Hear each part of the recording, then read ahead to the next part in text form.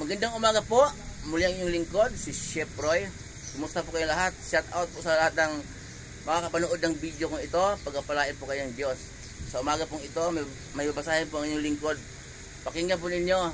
Ito po ay nababagay po sa panahon natin ngayon na malapit ni Pasko.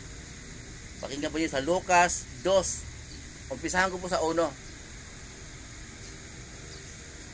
Nang panahong iyon, inutos ni Emperador Augusto na magkaroon ng sinsos sa lahat ng nasasakupan ng imperyo ng Roma. Ang unang sinsos na ito ay ginawa noong si Cirenio ang gobernador ng Syria, kaya't umuwi ang mga tao sa sarili nilang bayan upang magpatala. Mula sa Nazaret, isang lungsod sa Galilea, si Jose ay pumunta sa Judea, sa Bethlehem, na bayang sinilangan ni Haring David, sapagkat siya ay mula sa angkan ni David. Kasama rin niyang umuwi upang magpatala si Maria, na kanyang magiging asawa, na nooy nagdadalang tao. Habang sila ay nasa Bethlehem, sumapit ang oras ng panganganak ni Maria. Isinilang niya ang kanyang panganay na isang lalaki, binalot niya sa lampin ang sanggol at inihiga sa isang sabsaban sapagkat wala ng lugar para sa kanila sa bahay panuluyan. Yun po. Ito po yung panahon na pinanganak ng ating Panginoong Jesus. Nabanggit ko po nung nakaraan pong video ko po na si Jose ay taga doon sa bayang sinilangan ni Haring David. Ang kalahi siya ni David sa Bethlehem po, Bethlehem. Dumayo lang po siya sa Galilea, sa Nazaret, para magtrabaho bilang karpintero. Doon niya nakilala si Maria. Nagkaroon talaga si Maria. Kaya nasabi na po ng mga propeta noon pa, ng panahon ng propeta, na doon talaga ipanganak sa Bethlehem ang Kristo na tagapagligtas. Kaya nagulat po sila na talagang doon pala magmula sa Bethlehem. Kasi po, wala pong nakalagay pala sa lumang tipan. Pinagtatalungan ng mga tuturo ng mga eskriba po, mga tuturo ng kautusan na walang propeta o anumang Mesiyas na nagmula sa Galilea. Kaya po noon walang naniniwala na si Jesus talaga ang Kristo, ang tagapagligtas. Kasi po si Maria taga Galilea, doon siya nagkakilala ni Jose, na kanyang asawa. Pero kaloob pala talaga ng Diyos na doon siya isilang sa Bethlehem. Kaya po sa pamamagitan ng utos ni Gobernador Augusto, tama po yung narinig po ninyo nung una kong nang panahon yun, inutos ni Emperador Augusto. Emperador po yung, sa panahon natin ngayon, Emperador Alak. Noon po ang emperador, yun po ang gobyerno.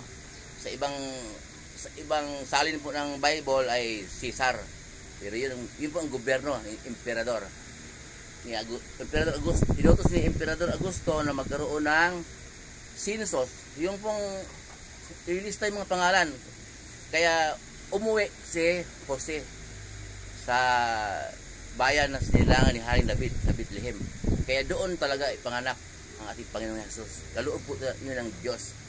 Kaya po, mapansin po natin dito na inutos ni Emperador Augusto na magkaroon ng talaan na doon sa nasasakupan ng Roma. Kaya yung panahon po yun, hindi po yun talagang December.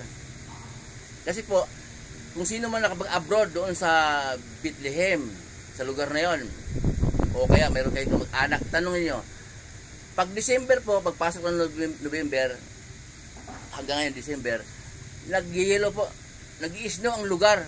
Kalsada, mga punong kahoy, mga pintuan ng bahay, kahit po yung kotse na ilang araw na hindi nagagamit. Hanggang gulong yung yelo, nagigilo. Kaya po, malamig yung lugar na yon pagdating ng December. Kaya, sabi po nila, hindi daw December 25 pinanganak si Jesus. Kaya po yung ibang relihiyon, hindi po nagdiriwang ng Pasko. Wala silang Pasko. Dahil walang nakalagay sa Bible, wala tayong mababasa na December 25 pinanganak si Jesus. Tama po naman. Wala namang nakasulat sa Bible na pinanganak si Jesus ng December 25. Pero talaga pong isinilang ating Panginoong Jesus. Yun po ang mababasa po natin sa John 3:16. Gayon na lamang ang pag-ibig ng Diyos sa sanlibutan. Ibinigay niya ang kanyang kaisa-isang anak upang kung sino mang sumasampalataya sa kanya ay hindi mapahamak kundi magkaroon ng buhay na walang hanggang. Kaya po, may Pasko talaga. Hindi natin alam kung ano. Hindi po tayo pwedeng lumagpas sa salita ng Biblia, nakasulat sa Biblia, salita ng Diyos.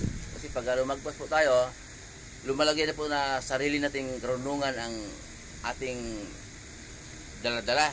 Pag nandoon tayo sa sariling karunungan, mauwi sa kayabangan. Kung wala pong nakalagay talaga, wala naman talaga nakalagay, wala talaga. Wala nakalagay, wala nakasulat sa Bible, walang mababasa na December 25 pinanganak si Jesus. Totoo po 'yan. Pero pinanganak talaga ating Panginoong Jesus para iligtas tayo sa ating mga kasalanan. Okay? Kaya magdiwang din po tayo ng Pasko. Kaya kawawa naman kung wala tayong Pasko. Kaya lang magdiwang. Pero tama naman na ang pagsamba sa Diyos araw-araw sa lahat ng oras. Tama po 'yon. Pero pagdiwang natin ang kapanganakan ng ating Panginoong Jesus ayon sa nakasanayan para makumpleto po ang ating pagiging Kristiyano, pagsunod sa kalooban ng ating Panginoong Jesus. Muli po yung lingkod, si Chef Roy. Mabuhay po kayong lahat. Pagpalain kayo ng Diyos. Kasamahan kayo ng Diyos sa mga trabaho niyong pinasukan. Ano man negosyo ninyo o kabuhayan ayon sa kalooban ng Diyos.